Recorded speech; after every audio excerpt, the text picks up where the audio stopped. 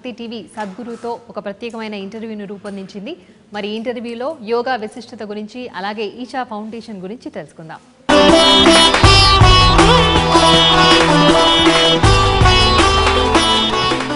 మనతో ఉన్న ప్రముఖులు సద్గురు.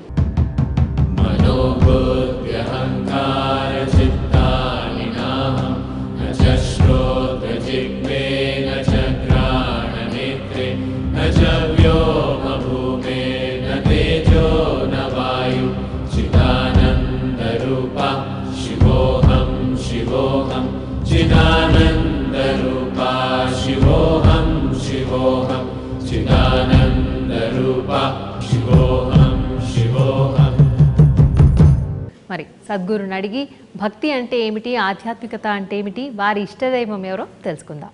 నమస్కారం అండి. మీ దృష్టిలో దైవం అంటే ఏమిటి, అంటే దేవుణ్ణి ఏ విధంగా నిర్వచిస్తారు? What is according to me, what is according to you is of no consequence. Because you can think what you want, I can think what I want. That's not the point. Let's look at the reality of what we know. The reason why the idea of God has entered the human mind is because it's a fact that all of us crawled out of our mother's wombs and we came. When we came, the world was already there. So much creation, how many varieties. Today you might have learned to ignore. When you were a little baby, you observed an ant with as much interest as anything in the universe, yes. Isn't it? Yes. So when you paid attention, there was too much creation and too complex. So the first inquiry is, you looked at your mother, did you do this? Well, she delivered us. She is the creator, we feel like that. No. We feel like that. Let me… She delivered you, but she did not deliver the planet. Yes. Then you looked at your father, did you? Well, he doesn't look like that. You looked at every other adult. Nobody looked like competent enough to create all this. Then a child is asking, maybe still not found words, but his eyes are asking questions. You look at an infant, yes. Everything is a question mark in his mind. Exactly. So when he asked these questions, adults around gave a simplistic, childish answer. God. There is a big man up there who is making all this happen. Because we are human, we are thinking there is a big man up there. Now, in India, we don't have such problems. We have a man god, we have a woman god, Yes. we have a cow god, we have an elephant god, we have a bird god, we have crawling ones, creeping ones, flying ones, every kind. Yes. Because this is a very wise culture, we foresaw all the future problems that may arise. So we created every kind of god so that tomorrow nobody stands up and argues. Somebody says God is this, somebody says God is that, somebody says God is nothing, somebody says God is everything. You can say what you want. Fundamentally, this has come because you have no explanation for creation. Such a complex happening, you have no explanation for it, so you found your own kind of psychological solution for it. About God being up there, first of all, you do not even know which is up and which is down. You're sitting on a round planet, it is spinning. Yes. If you look up, invariably you're looking up in the wrong direction. Yes. So you don't even know which is up. So how do you know whether God is this or that? In India, we know God is brown, because God himself landed here 9 times. Yes. Yes. 9 times he came. Yeah. Indians are very proud about this. Wherever I go, particularly Indians who are living outside the country, they're very proud. God came to our country 9 times himself. So I keep reminding them, that is because God would not trust anybody with Indians. He wanted to do the work hands-on with Indians. Oh. If he sent his messenger or son, he would have failed. So he himself came. He himself came, okay. 9 times, not once. 9 times he came and he failed. Okay. 9 or 10 times we can debate, failure cannot be debated, it's very much there. So our ideas of God may be culturally relevant, has no existential relevance. Okay. The fact of the matter is, you do not know how creation happened. So you're trying to find simplistic solutions for that.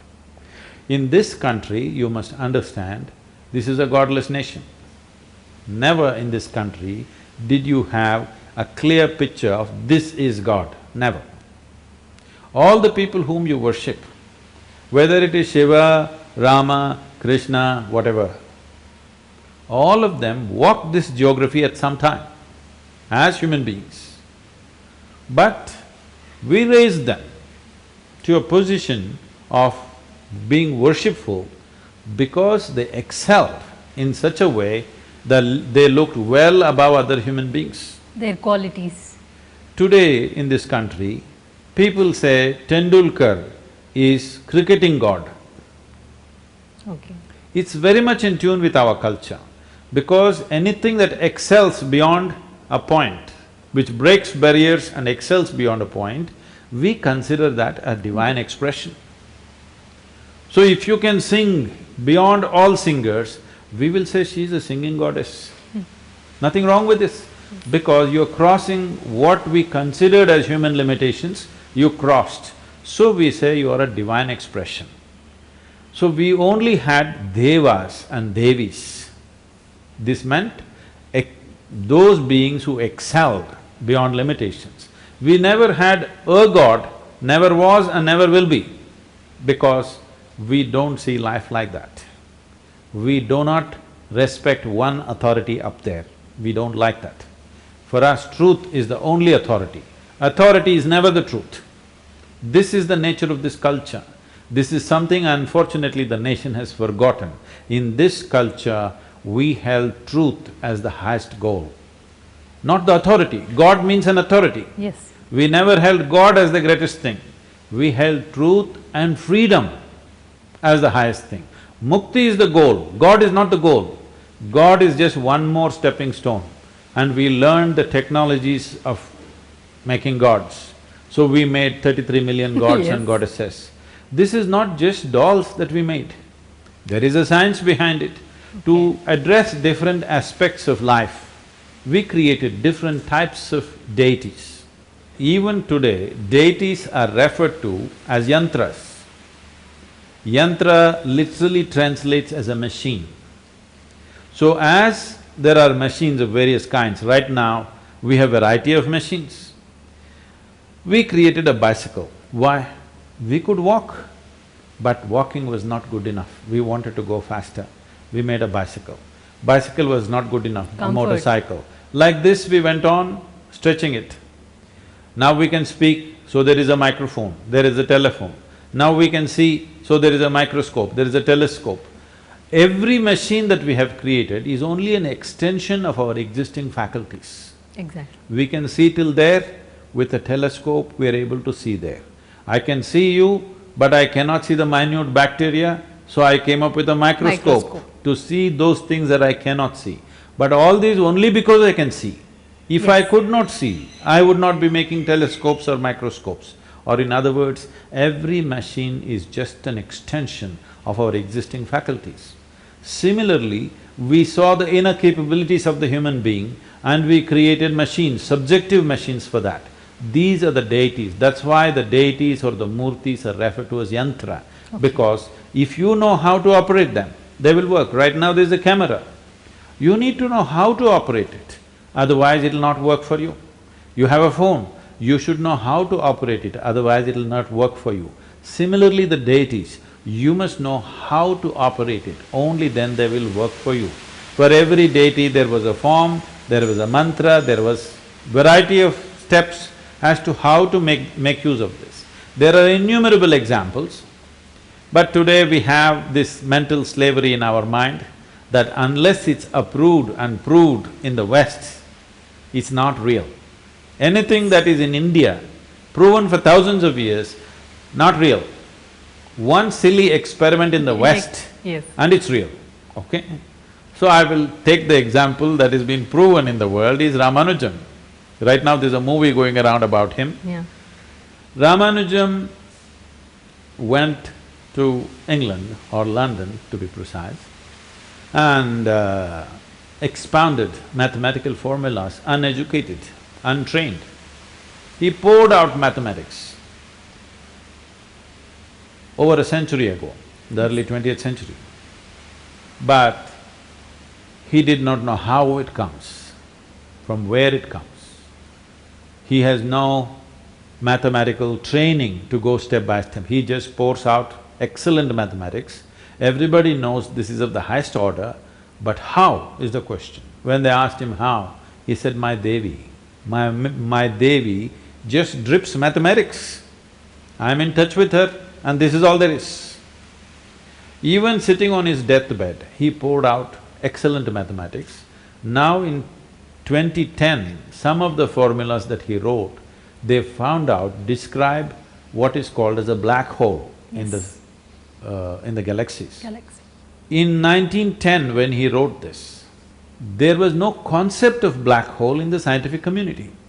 Nobody ever even imagined a black hole, but he made mathematical formulas for black holes when the concept was not there. First you have a concept, then you have some little proof, then you have mathematics for it. Here you have mathematics first, yes, when there is no concept in the human mind. So this happened because he used the deity to open up a certain dimension of life. Similarly, every deity is a window to the larger creation. Creation is not just the way you see it. Most of it you cannot see it, because only 1% or less than 1% is physical in nature. Right now, your ability to see is only that which stops light. Right now, you can see the wall, you can see the door, you can see the stone, you can see the tree. But what is most vital to your life right now, the air that you breathe, you cannot see, yes, unless you happen to be in Delhi.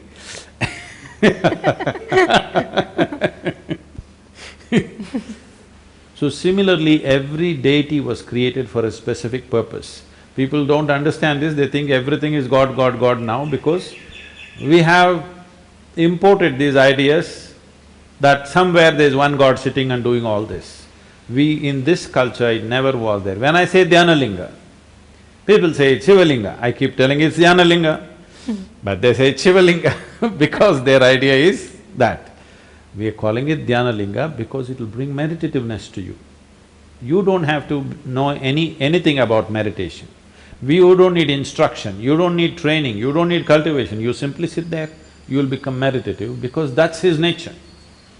Now we say Bhairavi is something, so there is a certain nature to her. If you want to explore those dimensions of life, that's where you go.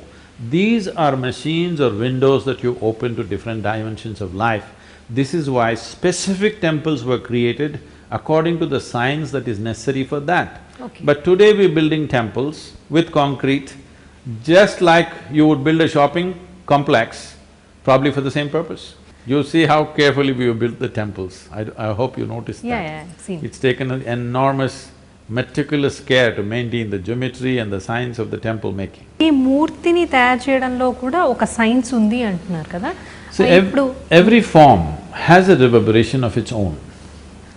If you match a form, a corresponding sound and corresponding dimensions around it properly, now it will reverberate a certain type of energy. In the Indian temple, nobody told you you must go and petition to God. These are all new happenings. Otherwise, they told you when you go there, I don't know if you had a grandmother at home, she would have told you, when you go to the temple, you must sit there for some time. Yes. Whether you pray or petition or not, that's not the point. You must sit there because this is an enormous energy. It is for you to imbibe as much as you can, sitting there quietly and imbibing as much as you can. This is a public battery charging place for you. Every day in the morning before you start your day, you're supposed to have a shower, go sit in the temple for some time, imbibe this energy and go out, because once you step out into the world, what is your profit is somebody's loss. What is their profit is your loss. Every transaction, there is room for friction. Whether it's within the house or outside the house, every little transaction there is room for friction. Unless you are wrapped with a certain amount of grace, Every transaction will become a friction. For you to conduct transactions without friction, it needs a certain amount of energy, certain amount of grace. That is what you're trying to gather when you sit in the temple. మీ ఇష్ట దైవం ఎవరు? My Ishtadevam is whoever is right now in front of me, that's my Ishtadevam. Right now you have the fortune. Yes, because this is my way of life. Whoever is with me right now, I pay absolute attention to them. So people ask me, Sadhguru, are you a Shiva devotee? I say, you fools, I've only been devoted to you, what have I done for Shiva? I've done nothing for him. My entire life is devoted to you and you think I'm devoted to somebody else? No, because if you are in front of me right now, you are my Daivam for now.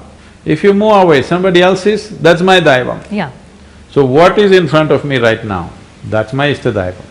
This is why I am able to give myself absolutely, no matter who you are, what you are, it doesn't matter who you are to me. Who you are doesn't matter to me. As far as I am concerned, I use you right now to keep myself absolutely focused in the highest level of emotion, in the highest level of focus. This makes me who you are. Everybody should understand this, that your devotion is not doing anything to your deity. Your devotion is only transforming you.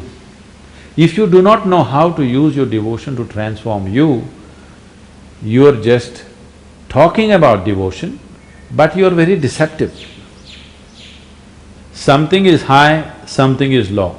That means you have not tasted the divine, you are only talking about it.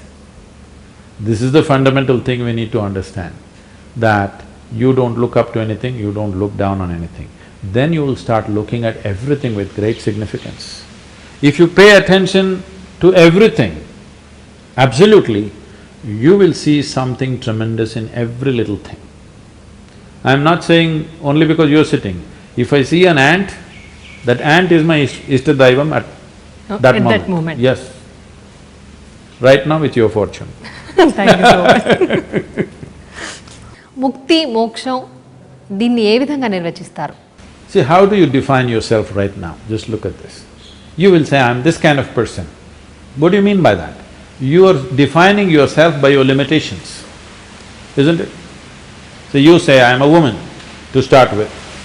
You are defining yourself by the limitations of your gender. Yes. Somebody says he is a man, he is defining himself by the limitations of his gender. So starting from that, there are millions of other limitations by which they are defining. Somebody says, I'm a morning person, whatever that means. That means they wake up in the morning. Oh. Somebody says, no, no, I'm not a morning person, that means he wakes up afternoon. Okay. So, I'm saying you're always defining yourself by your limitations. Please look at this. Most human beings always limiting themselves, defining themselves by their limitations. Now you say, I'm an Indian. What does it mean? It's defined by a boundary, Nation, isn't yeah. it? Not a nation. Okay. It's defined by a boundary. Geographic. If you lived on the other side of the border, you would be something else. Yes. So, all your definitions about yourself are by your limitations. Now in this culture we saw that is the basis of all conflict, all problems, so we set up the highest goal is mukti. That means to define yourself to your ultimate freedom, not by your boundaries, not by your limitations. This is the greatest idea the world has ever seen. Unfortunately, it is not popular in the country now. We must bring it back into daily conversation, that mukti should be a word that you employ on a day-to-day basis. If you spoke to your grandmother, almost every other day she uttered the word mukti. Yes. Yes? Now we are identifying so strongly with our limitations and with our boundaries, we have lost this word. We must bring this word back into the Telugu language in both the states. Yes. And anyway, half the Telugu people are outside the country, there also. ఒకసారి కోటి దీపోత్సవం కార్యక్రమంలో మీరు పాల్గొన్నారు కదా? Further గా భవిష్యత్తులో మేం చేయబోయే కోటి దీపోత్సవంలో ఎటువంటి జాగ్రత్తలు తీసుకోవాలి, మీ పరంగా మీరు ఇచ్చే సలహాలేంటి? I think for events like that, the intention is very good. But for events like that, it's important that we bring a higher level of organization in the entire event, higher level of aesthetics, and also taking care of the comforts of the people, because Men and women are sitting there for 4-5 hours, I think. Exactly. And to have simple things like water, bathrooms, all these things, because this is the biggest problem with most religious functions. Because the simple amenities that are necessary are usually not there, because it's a makeshift arrangement in a ground somewhere. But today there is a way to do it. If you want young women to come, if you want educated women to come, if you want educated men and women to come, you need to organize it in a little more this thing. If you want any consultation or assistance in this, we are most willing to do it because I want you to come and see how our Mahashivratri happens. It is organized in a certain way that people feel comfortable being in a situation like that. We must do that. I know it's difficult to do it on a ground that you have maybe rented just for a few days. Yes. There are challenges, but still if we organize it, keep the times properly, people should know when they come what they can expect. I feel in most of these organizations, temple-related organizations or events, people do not know what to expect. When you say 7 o'clock, it may be 12 o'clock in the night. It just goes somewhere. I'm saying if these things, if we control, we can bring the participation of educated people, young men and women to participate in this, which is important because they are the future. Otherwise, do you want Koti Deepotsavam to die with this generation? You want it to live for a long time, that's why you have taken it up, and I want it to live. And I think if you want, we can sit with you and see how to make this happen. I'm not saying you're not doing it well. I feel an event like that, which has such a huge cultural background behind it, must happen it must happen like a kumbh. It must happen like a Kumbh Mela. Everybody should participate. If everybody has to participate, we need to create the necessary infrastructure. Yes. Otherwise, if our intention is to run it in a controlled way and see that they participate through your television channel, that is also fine. But still, I think, I'm saying this consistently to every temple event and every this kind of religious events, because if you don't learn to organize in a certain way, you will lose the young people. When we lose young people, that means we are ending it with this generation. Let it not happen. I want Koti Deepotsavam to live forever. So, let's make it happen in such a way that it will appeal to the educated, it will appeal to the youth, and they will come and participate. It is more interesting for them to come and sit in Koti Deepotsavam than to go and sit in a cinema or in some other place where the young people are gathering these days. Yes. You must make it more interesting. భక్తి TV ప్రేక్షకులకు మీరిచ్చే సందేశం ఏమిటి? మీ భావావేశాలను బంధనల్లో చిక్కుకోకుండా ముక్తి కోసం ఉపయోగించేదే భక్తి. Thank you so much. Sadhguru, మీ అమూల్యమైన సమయాన్ని మా కోసం వెచ్చించినందుకు గాను ధన్యవాదాలండి.